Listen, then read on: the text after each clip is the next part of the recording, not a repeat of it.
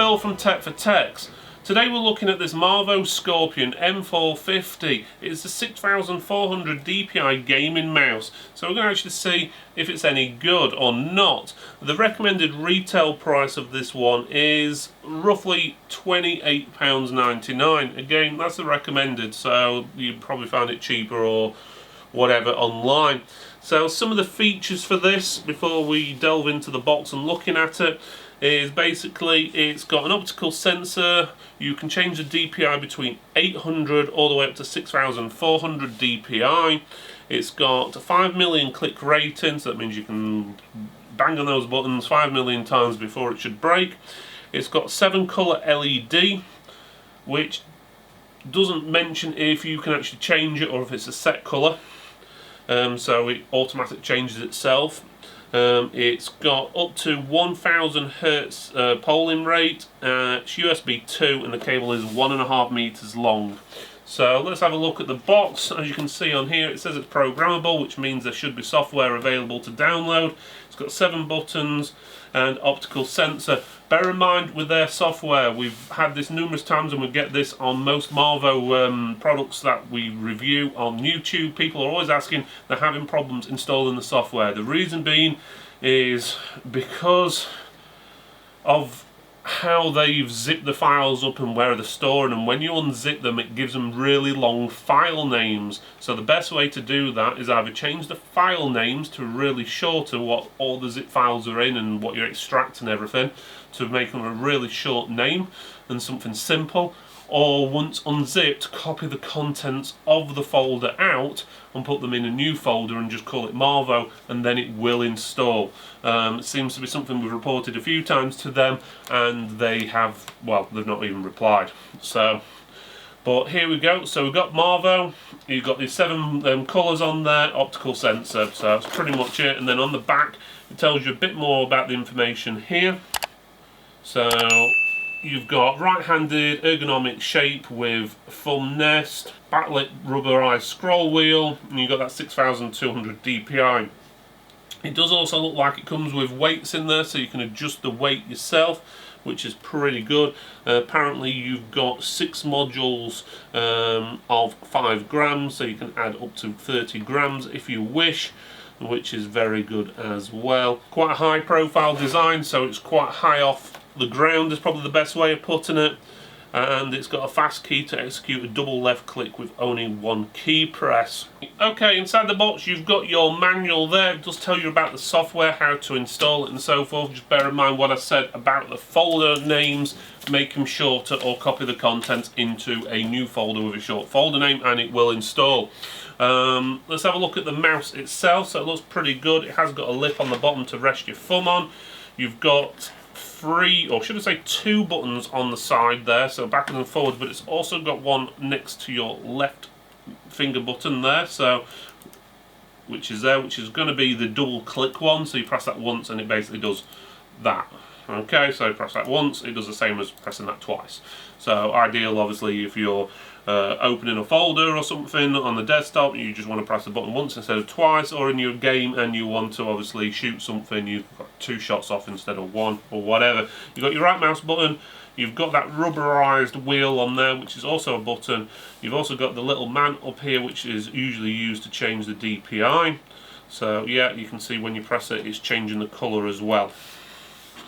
RGB wise, the only colours on there seems to be the logo at the bottom there and the wheel itself, and then these 3 little stripes here, which is not easy to see the colours on, to be honest with you. It's not the brightest, but it gives you a rough idea. The bottom has got 2 skid plates, one at the back and front, and then you've got the little door at the bottom here. If we can open it, there we go. And that's where you've got your weights, so you can adjust the weights of the actual mouse to fit your needs. With all the weights in, just to give you a rough idea, the weight of this mouse is 128 grams, so that's quite heavy. Some people do like heavy mice though. Obviously if you take 30 grams worth of weights out of there, that's going to be just under 100 grams, so that's not too bad. The cable in itself is braided, so that's nice, so no problem there. So that's pretty good in all reality. So for a mouse which has a retail value of $28.99, that looks pretty good, and it's quite nice. It's got a good weight, good size. Someone who's got big hands like me, it's going to be absolutely perfect for them. Okay, when downloading the software, you've actually got 3 files. One what says basically setup version 1.1, and the other one what says update 807H something or other, and then another one what says update and then 807H in the middle again. The catches with these is the only one I can get to work is the Marvo M450 setup. The other two, whether I've tried before I install the software or after, they just basically hang on the first page, so I'm not sure exactly what they're supposed to update, but they don't seem to do much. But once you've installed the software, you'll have their program here. Bear in mind the UI on it is quite small. I've got this zoomed in quite a bit so you can actually see it, but if you're running on a 4K monitor, you'll probably struggle to see what it says.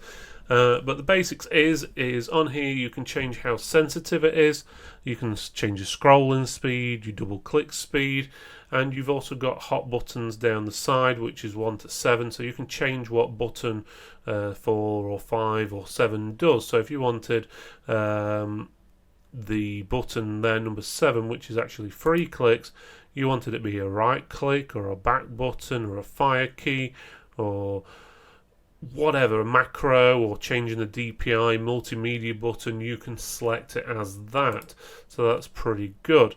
You can also export your profile and import profile, so obviously if you use this mouse on more than one machine, you can copy your settings onto another machine and have exactly the same setup, which is pretty good.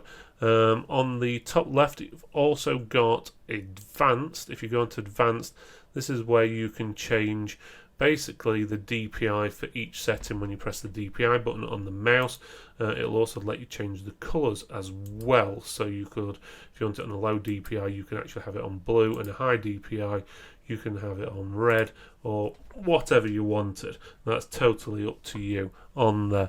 You've also got different other options down there for like breathing, blinking, steady for your RGB colours basically, so that's not too bad. Also at the top right you've got macro. This is where you can create a macro, so you press new macro, name it what you want it, so we'll just call this new, press OK, and then you press start record, and now whatever you type on your keyboard will be then recorded until you press stop record, and then that it's created a new macro. So obviously in some games you might need to press 5 or 6 keys at a time or more or whatever.